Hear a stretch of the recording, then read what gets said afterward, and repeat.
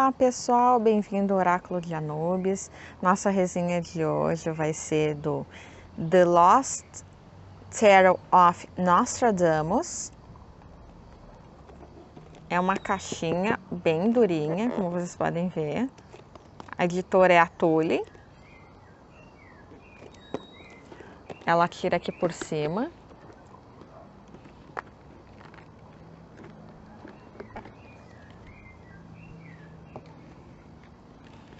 Ela vem com o livro.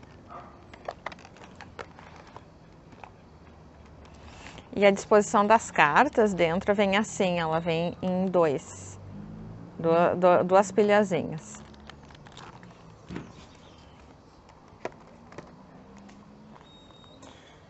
O livro, ele tem 160 páginas. A capa dele é de brochura, colorido. Os textos dentro são todo preto e branco. As cartas são 78 cartas, né? A disposição normal do tarô. O autor é o John Matthews e o ilustrador é o Will Kingan, né? A editora é a Tule e a edição ela é de 2012. Falar um pouquinho para você sobre o autor, o John Matthews. Ele teve envolvido no estudo dos mistérios da Grã-Bretanha por quase 50 anos. Ele publicou mais de 90 livros sobre mitos de lendas arturianas e estudos do Graal. Ele também publicou contos e um volume de poesia e vários livros infantis, principalmente o Pirates, que é de 2006. Este esteve na lista dos mais vendidos no New York Times por 22 semanas. O seu livro, o Arthur of Albion, de 2009, ganhou vários prêmios, incluindo uma medalha de ouro da Napa e um prêmio Moonbeams de ouro e um prêmio Bibi da Golden Apple também. Sobre o ilustrador Will Kingan, ele é, além de ilustrador, ele é também escritor, artista e explorador das tradições celtas. Ele estudou arqueologia e design ambiental na década de 80, antes de trabalhar em publicidade e televisão comercial como diretor de artes, ganhando prêmios por várias campanhas, como os comerciais de TV do Guinness, né? New Order, em 1990. Ele também trabalhou no filme Fair and Away, no desenvolvimento de títulos, e escreveu e desenvolveu conceitos para muitos clientes comerciais através da consultoria criativa Power of Seven, onde ele foi cofundador e diretor também.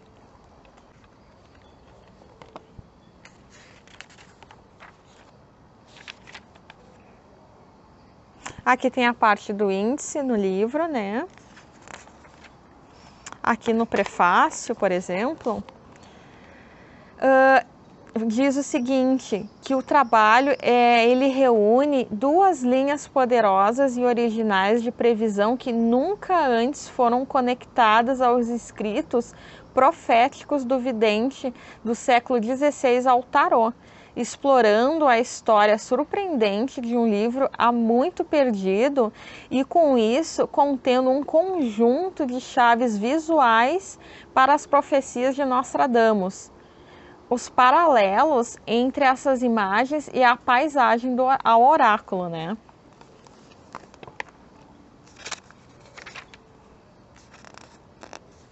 Nessa parte aqui, em busca do tarô perdido, aqui nessa partezinha onde fala o vidente do sul, nos fala que Nostradamus era um astrólogo, astrônomo e alquimista, e seu trabalho com a história das profecias são longas, que suas coleções de escritos proféticos, originalmente intitulados como Centúrias, começaram a aparecer em 1555 e continuaram até 1564, com mais de 200 traduções e 12 mil comentários apareceram e foram consultados por inúmeras pessoas desde a sua morte. E também com base nesse material é dito que Nostradamus previu, né, a vinda de Napoleão, a ascensão de Hitler, o assassinato do presidente Kennedy e a destruição das Torres Gêmeas. Informações que a maioria de nós já sabemos, né?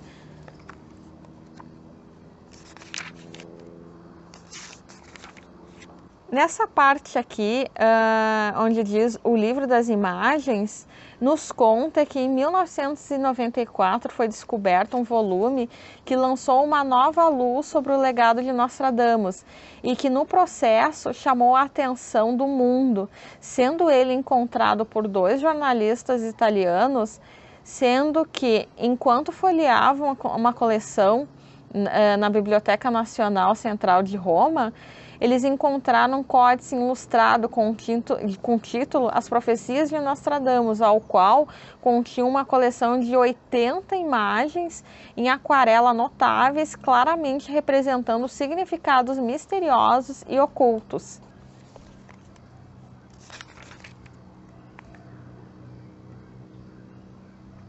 Aqui nessa parte onde diz o tarô perdido, aqui nos mostra que assim que o autor começou a examinar as imagens de O Livro Perdido, descobriu que não havia apenas uma série de imagens que correspondiam exatamente aos arquétipos básicos do tarô, mas que a série restante de pinturas continha, escondidas dentro delas, né, referências a muitos outros significados mais profundos e que tinham um conjunto completo de arcanos maiores e menores.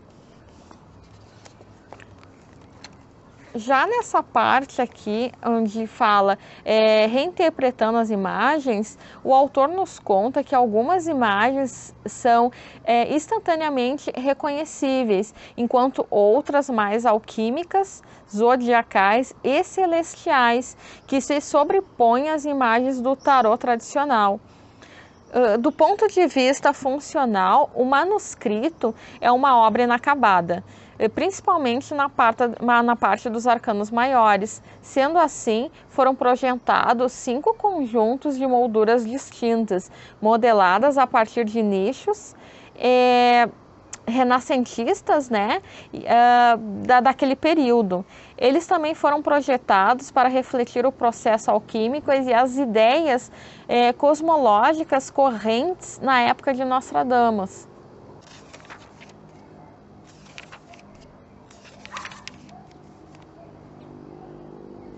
Nessa parte aqui, moldando o tarô, aqui menciona sobre as imagens internas dos escritos originais de Nostradamus, que o autor optou por um quarto de um outro grande pensador renascentista, que é o Johannes Kepler, que isso criou 4 naipes, né?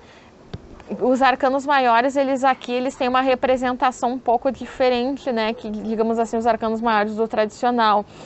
O que viria a ser espadas, aqui é estrelas. O que viria a ser paus, aqui é sol. O que viria a ser copas, aqui é lua. E o que viria a ser pentáculos, esfera. Representando o cosmos, como foi compreendido por Nostradamus e seus contemporâneos, né? Eles viam dessa maneira os arcanos menores. As cartas de corte, por outro lado, ficaram representadas por figuras da história em que viveram durante a vida do vidente.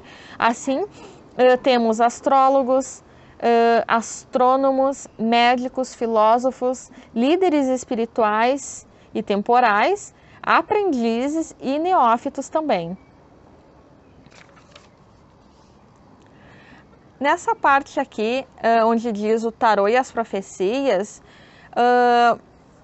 menciona sobre 2 linhas de quadras existentes, que foram criadas para novas combinações a partir dos significados profundamente esotéricos. Isso não apenas muda as possíveis interpretações das cartas, mas também muda o foco das linhas existentes, permitindo ao usuário de tarô uma nova oportunidade, pegando as interpretações mais tradicionais e básicas das cartas e combinando-as com as leituras proféticas mais amplamente aceitas das palavras de Nostradamus.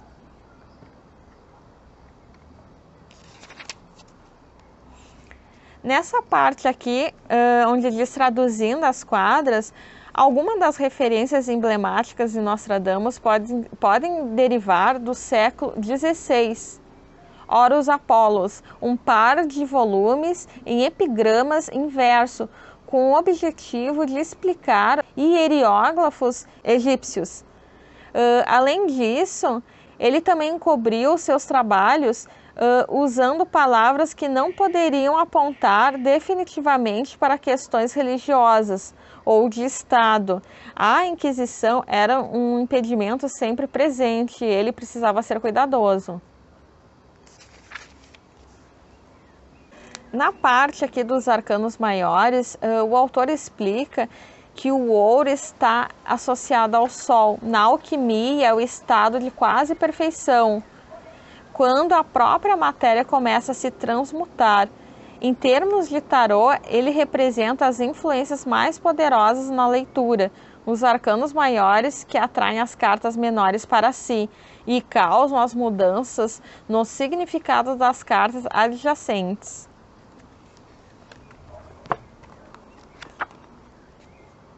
Aí aqui vem toda a interpretação de cada arcano maior.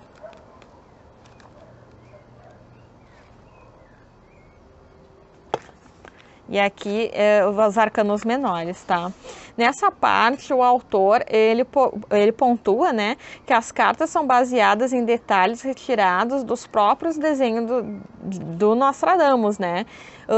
Aumentados pelo sistema de esferas, acrescentado, na verdade, né, pelo sistema de esferas mágicas idealizado pelo filósofo renascentista Johannes Kepler, que foi o primeiro a aplicar a ordenação geométrica ao universo. Kepler descobriu, né, que a captura dos 5 sólidos platônicos poderia ser exclusivamente inscrito e circunscrito por orbes esféricas. As cartas de corte representam as figuras individuais, que representam grupos diferentes dentro da sociedade. As estrelas são representadas por figuras religiosas, Sol por monarcas e líderes, Lua por ocultistas e filósofos e, por fim, esferas em alquimistas e cientistas.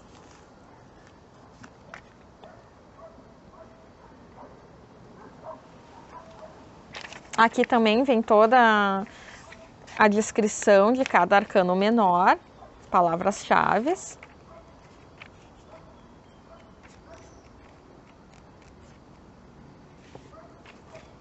Aqui nessa parte, onde diz, trabalhando com tarô perdido, né? Aqui são apresentados 4 métodos de tiragens, como vocês podem estar vendo aqui, né?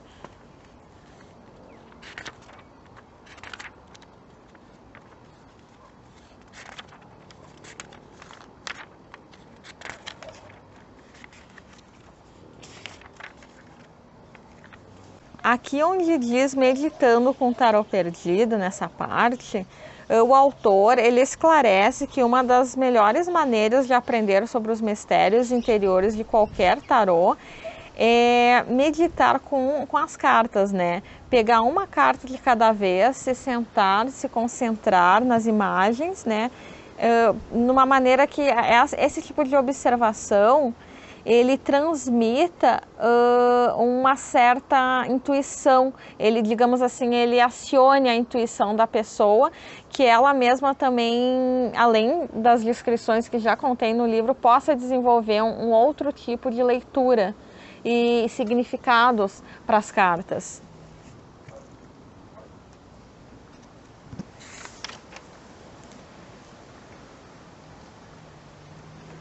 Nessa parte aqui, a arte da vidência, o autor menciona que o sistema de tarô quase sempre há um significado mais profundo. Superficialmente, a gente pode estudar as cartas, questionar as imagens e perguntar para a gente mesmo como se sente ao olhar para as imagens.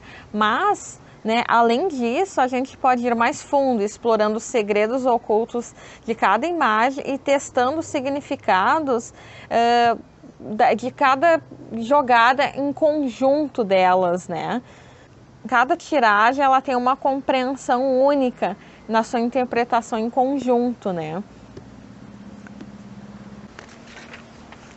Aqui tem uma partezinha de leitura, sugestões de leituras sobre os autores, né? Que eu já falei para vocês sobre eles. E por fim aqui alguns agradecimentos, né?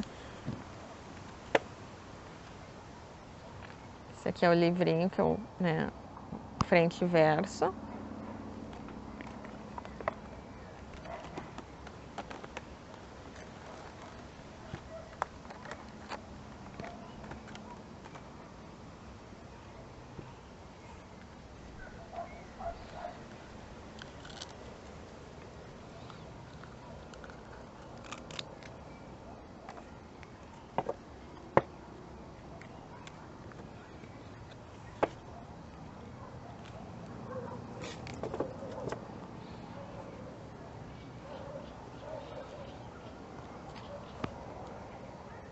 Agora eu vou mostrar para vocês todas 78 lâminas,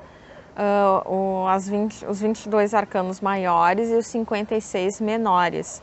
Vocês vão perceber que na parte dos arcanos maiores não vai ter diferença nenhuma, assim, a nomenclatura com o tarô tradicional, né? Só na parte dos arcanos menores, mas daí conforme eu for apresentando para vocês, eu vou dizer o que no tarô tradicional o elemento significaria. Vamos começar pelo louco.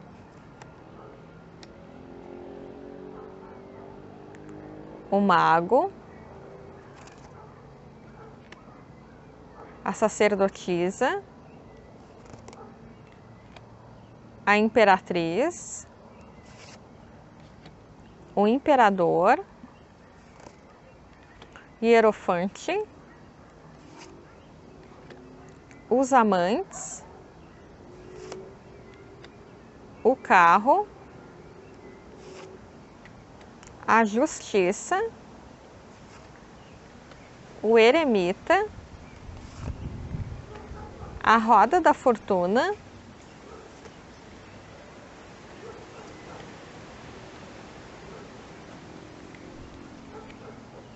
a força, o pendurado, a morte, a temperança, o diabo, a torre, a estrela,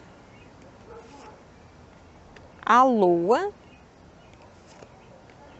o sol, o julgamento. E agora vem os arcanos menores. Opa, perdão. E o mundo. Agora sim vem os arcanos menores. Aqui está representado como o sol, mas ele quer dizer paus, tá? No tarô tradicional ele viria a ser o sol viria a ser o paus. Então, um de sol, 2 de sol, 3 de sol, 4 de sol, 5 de sol, 6 de sol, 7 de sol, 8 de sol, 9 de sol, 10 de sol, 11 de sol, 12 de sol. Aqui eu vou, ao invés de falar a numeração, eu vou falar o nome que viria a ser as cartas de corte, tá? Aqui não muda, é pajem, cavaleiro. Aqui sim, viria a ser a donzela, lady, né? O príncipe.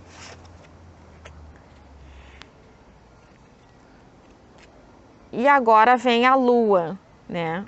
O que viria a ser no tradicional copas. 1 de lua, 2 de lua, 3 de lua, 4 de lua, 5 de lua, 6 de lua, 7 de lua, 8 de lua, 9 de lua e 10 de lua. Neófitos, iniciado, profeta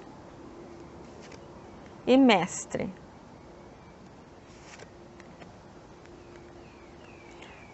Aqui é estrela, mas no tradicional viria a ser as espadas. 1 de estrela, 2 de estrela, 3 de estrela, 4 de estrela, 5 de estrela, 6 de estrela, 7 de estrela, 8 de estrela, 9 de estrela e 10 de estrela. Postulante, cardeal, aber, acho que seria arcebispo, e aqui Pope, Papa. E para finalizar, aqui é representado por esferas, né?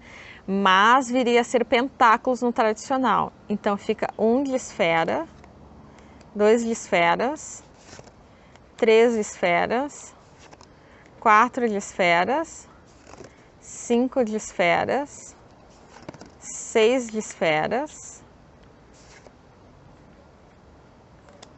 7 de esferas,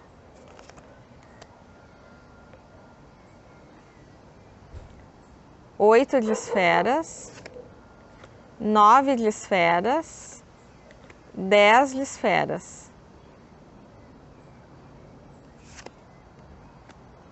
O aprendiz, astrólogo,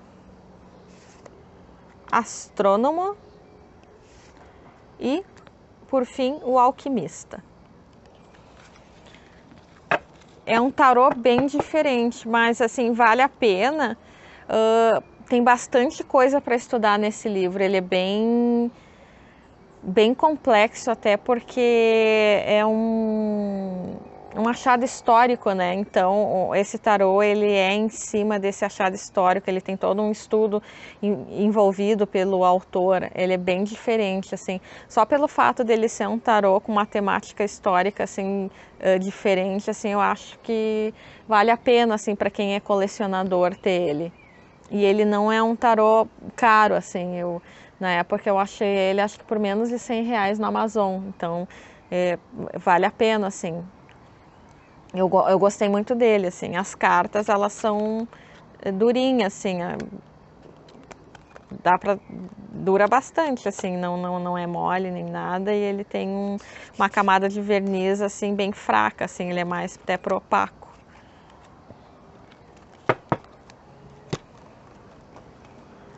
Então, esse foi a nossa resenha The Lost Tarot of Nostradamus, da editora Tule. Obrigada pela companhia e fiquem com Deus.